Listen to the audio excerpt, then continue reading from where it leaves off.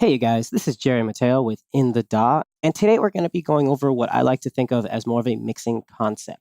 So, since I have been doing a lot more professional mixing and a lot of professional tutorials and plugin videos for other companies, I've been having to speed up my workflow and having to find ways to do the same job just as good, but quicker. I've been talking to Kevin about it. He also does videos here on this channel. So, what I'm going to do today is I'm going to show you guys the benefits of just having one plugin or several plugins that have whole lines of effects set up for them.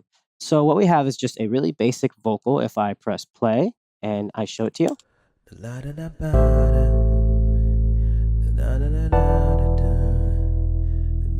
right? Let's turn on the effects that we have.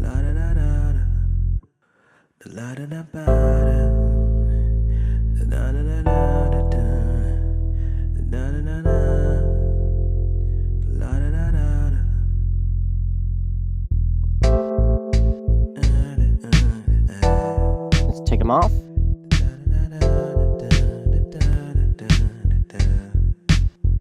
So it sounds a lot cleaner. It might sound a little bit too crispy because I might have driven the overdrive a tiny bit, but that's what I got using just a stock EQ with doing not really that many moves and a stock compressor and then this saturator that I really like.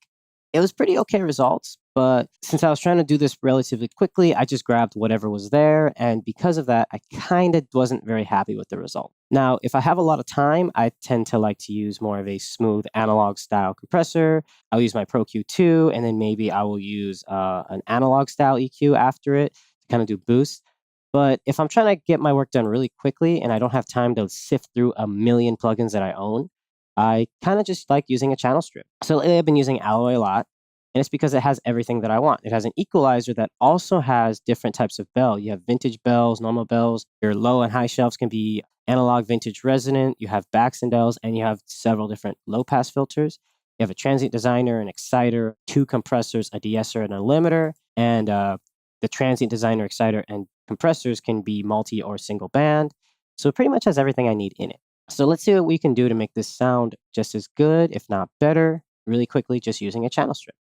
So let's go maybe around here. Let's just go from here. So the first thing I want to do is I want to get rid of a little bit of excess low end. So we'll just do a flat high pass.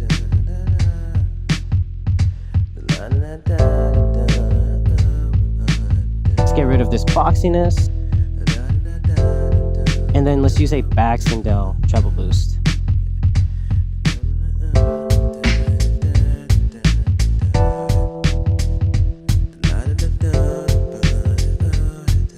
Just a tiny bit of a dip. Cool. Let's see that in solo, see how that sounds. High pass. So next, what I'm going to do, and a really cool thing is almost all channel strips in general let you do this, but I am going to change the routing. I'm going to have my Dynamics 1 go before the exciter, my Dynamics 2 de-esser, limiter, and let's go to Dynamics 1, make sure it's on. First thing I'm going to do is I'm going to go into Vintage, make it a soft knee, make this RMS detection, and that way we can make this really, really quick without sounding too nasty. So here we go. Let's see what we can get with this. Let's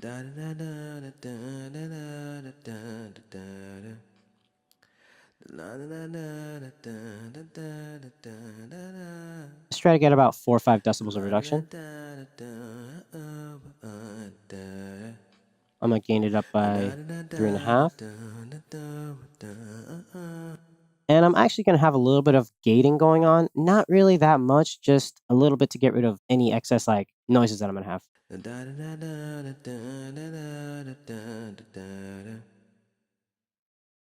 So next we're going to go into a de-esser. I know we don't really need it, but I like to be safe. It's about around there.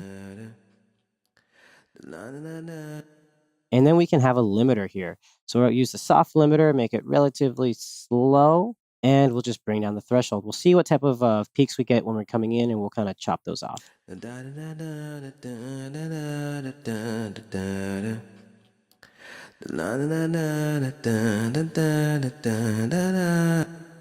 So then we'll lower our volume to kind of match that.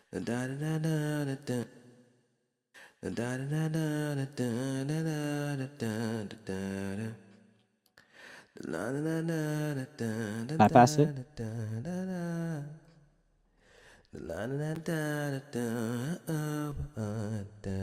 We're getting about the same volume. Now I want to use a little bit of a harmonic exciter to kind of bring some low mid kind of thickness to it. I didn't really like how the EQ sounded, so let's see if some saturation will do it. Around there, bring this down. Make this kind of subtle. And let's bypass it. Let's see how this sounds in the mix now.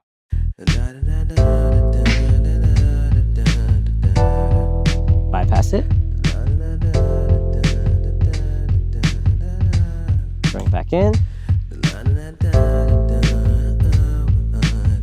And there we go. I have really, really good usable results.